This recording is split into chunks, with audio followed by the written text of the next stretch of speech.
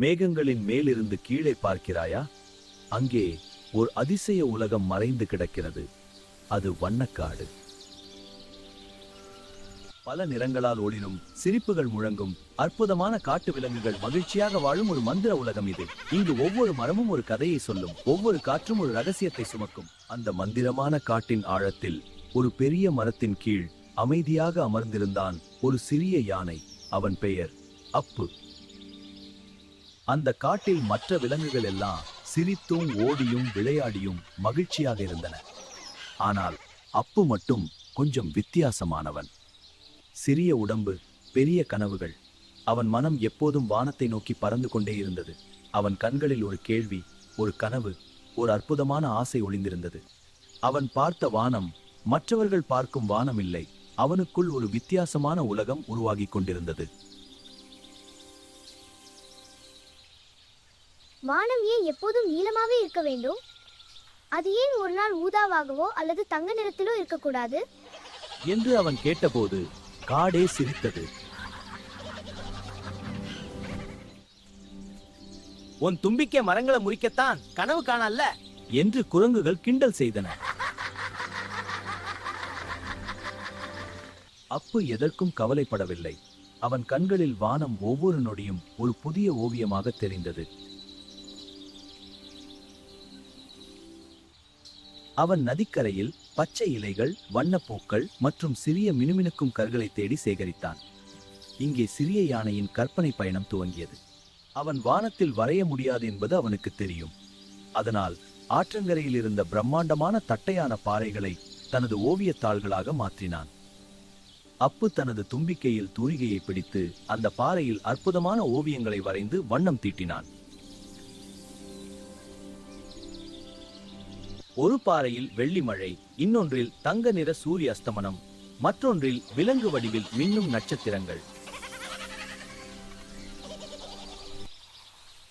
இதை பார்த்த கிங்கி குரங்கு கேலி செய்தது. என்னப்பா இது, பாறையில களிமண்ணை தடவி வச்சிருக்க? இதனால வானம் மாறிடுமா? வீணான முயற்சி. அப்பு அமைதியாக சொன்னான். வானம் மாறுகிறதோ இல்லையோ, என் மனதுக்குள் இருக்கும் வானம் இப்போது மிகவும் அழகாக இருக்கிறது கிங்கி. திடீரென ஒரு மதிய வேளையில் வானம் கருத்தது. பயங்கரமான காற்று வீசியது. இடி முழக்கத்துடன் பெருமழை பெய்தது. பல மணி நேரம் நீடித்த அந்த புயலால் காடே நிலை குலைந்தது. சிறிய விலங்குகள் பயந்தன.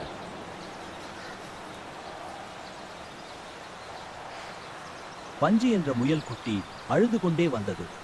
அப்பு அண்ணா, வானம் ஏன் இவ்வளவு இருட்டா இருக்கு? இனிமே சூரியன் வரவே மாட்டாரா? எனக்கு ரொம்ப பயமா இருக்கு. அப்பு பஞ்சுவின் தலையை மென்மையாக தடவி கொடுத்தான்.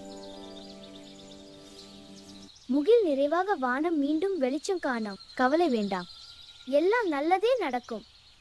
பின்னர் அப்பு மெதுவாக அந்த ஆற்றங்கரை பாறைகளுக்கு சென்றான். அவன் வரைந்திருந்த ஓவியங்கள் எல்லாம் மழையில் அழிந்து போயிருந்தன. ஆனால் அவன் சோர்ந்து போகவில்லை. அப்பு மீண்டும் தன் அற்புத தூரிக்கையை தும்பிக்கையால் எடுத்து ஓவியம் வரைய தொடங்கினான். அப்பு, உன் ஓவியங்கள் எல்லாம் அழிந்து விட்டதே, இப்போதும் ஏன் வரைகிறாய்? கூட்டத்தில் மூத்தவரான ஆந்தை தாத்தா ஆச்சரியத்துடன் கேட்டார். தாத்தா, பாறையில் இருந்த ஓவியம்தான் அழிந்தது. என் மனதில் இருந்த நம்பிக்கை அழியவில்லை. வானம் தன் நிறத்தை மறந்துவிட்டால் என்ன? நான் அதற்கு நினைவுபடுத்துகிறேன். அவன் முன்பை விட இப்பொழுது மிகவும் ஆவேசமாக அந்த பாறைகளில் பிரகாசமான வண்ணங்களை தீட்டினான். அவன் நம்பிக்கை என்ற நிறத்தை வரைந்தான். அவன் வரைந்து முடித்த அந்த நொடி ஒரு அதிசயம் நிகழ்ந்தது. அந்த பாறைகளில் இருந்த வர்ணங்கள் ஒரு பெரிய ஒளிக்கீற்றாக மாறி வானத்தை தொட்டன. மேகங்கள் மெல்ல நகர்ந்தன. அப்பு பாறையில் என்னென்ன நிறங்களை தீட்டியிருந்தானோ அதே வரிசையில் வானத்தில் ஒரு பிரம்மாண்டமான வானவில் தோன்றியது. விலங்குகள் ஆச்சரியத்தில் உறைந்து போயின. பாருங்கள், அப்புவின் ஓவியம் அப்படியே வானத்தில் தெரிகிறது. ஆந்தை தாத்தா கண்ணீருடன் அப்புவை பார்த்தார்.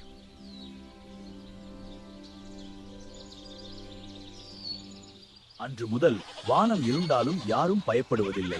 அவர்கள் அப்புவின் பாறைகளை வந்து பார்ப்பார்கள். அப்பு அவர்களுக்கு புதிய வண்ணங்களை அறிமுகப்படுத்துவான். விலங்குகள் ஒரு முக்கியமான பாடத்தை கற்றுக்கொண்டன. கனவுகள் உடனே உலகத்தை மாற்றாமல் இருக்கலாம், ஆனால் உலகத்தை நாம் பார்க்கும் முறையை அவை நிச்சயம் மாற்றும். கதையின் நீதி. மற்றவர்களின் ஏளனம் உன் முன்னேற்றத்தை தடுக்கக்கூடாது. விடாமுயற்சி எனும் வண்ணம் உன்னிடம் இருந்தால் ஒரு நாள் இந்த அகண்ட வானமே உன்னை பார்த்து வியக்கும்.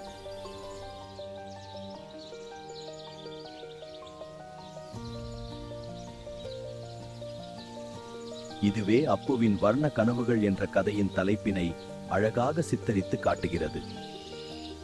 இந்த கதை உங்கள் அனைவருக்கும் பிடித்திருக்கும் என்று நம்புகிறேன். காணொளியை பார்த்தமைக்கு நன்றி.